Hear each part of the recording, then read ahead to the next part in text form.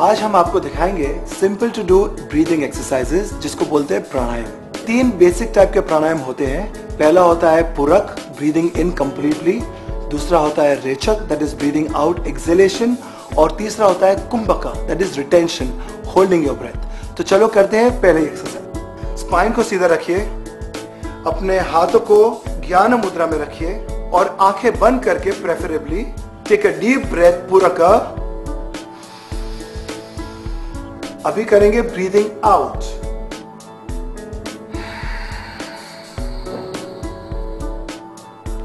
ये था रेचक, breathing out. और तीसरा रहेगा कुंभक, ब्रीदिंग इन करने के बाद रिटेंशन, उसको सांस को पकड़े रखना।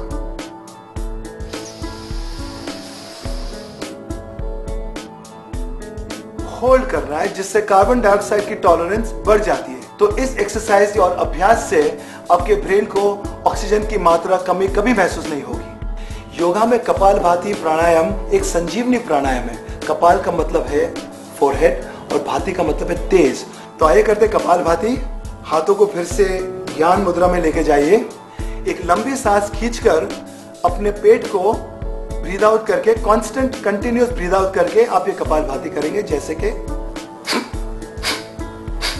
कपालभाति बिगिनर्स 20 बार कर सकते हैं और 3 सेट कर सकते हैं 20-20 टाइम, और थोड़े एडवांस में 60 टाइम्स कर सकते हैं और फिर 3 सेट कर सकते हैं। एडवांस 100 टाइम्स कर सकते हैं और super advance even 300 times at a go कर सकते हैं। कपालभाति के ढेर सारे गुण हैं। पहला गुण, कपालभाति से वेट घटता है क्योंकि कपालभाति से डिटॉक्स होता है, क्लेंजिंग होता है, रिफाइनिंग होती है बॉडी की। और जहां कहीं भी रिफाइनिंग हो, क्लेंजिंग हो या इम्प्यूरिटीज को बाहर निकाल फेंकना हो, वहां पर वेट घटना ही है। दूसरी बात, कपालभाति से कैलोरीज बर्न होते हैं because kapalbhati generates a lot of heat into your body, so that Burns a lot of calories. चौथी बात, कपालभाति से इम्यूनिटी बढ़ती है, यानी कोई भी डिजीज या इंफेक्शन आपको आसानी से नहीं पकड़ पाएगी। और पांचवी बात, कपालभाति से डाइजेस्टिव प्रोसेसेस इंप्रूव होता है।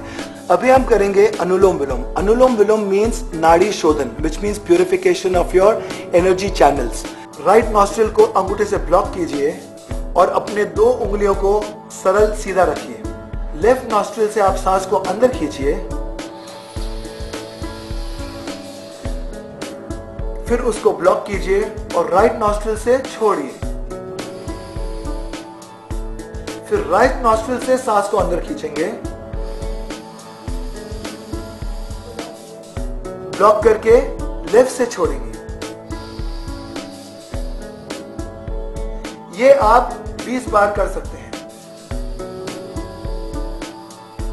मानसिक, शारीरिक और आध्यात्मिक संतुलन के लिए ये अनुलोम विलोम बहुत ही अच्छा है। उसके विशेष गुण ये है कि उससे हाइपरटेंशन की क्योर हो सकती है, ब्लड प्रेशर बहुत ही अच्छा हो जाएगा आपका। दूसरा, साइकोलॉजिकल इम्बैलेंस भी करेक्ट हो सकती है। तीसरा, इमोशनल अपसेट्स भी करेक्ट हो सकता है। आदमी तन, मन और आत्मा से स्वस्थ हो जाएगा। आज का तीसरा प्राणायाम है भ्रामरी। भ्रामरी का मतलब है बम्बल बी साउंड। ये बम्बल बी साउंड करने से ENT, ईयर्स, नोज और थ्रोट के जितने भी इम्बैलेंसेस हैं, जितने भी प्रॉब्लम्स हैं, सारे दुरुस्त हो जाते हैं, करेक्ट हो जाते हैं। अपने ईयर लोब्स को दबाइए।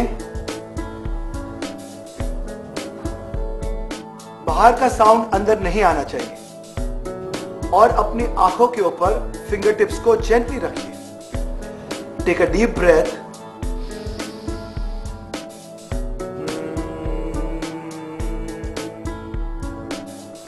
तो ये था भ्रामरी। भ्रामरी करने से ब्रेन बहुत ही फ्रेश हो जाता है।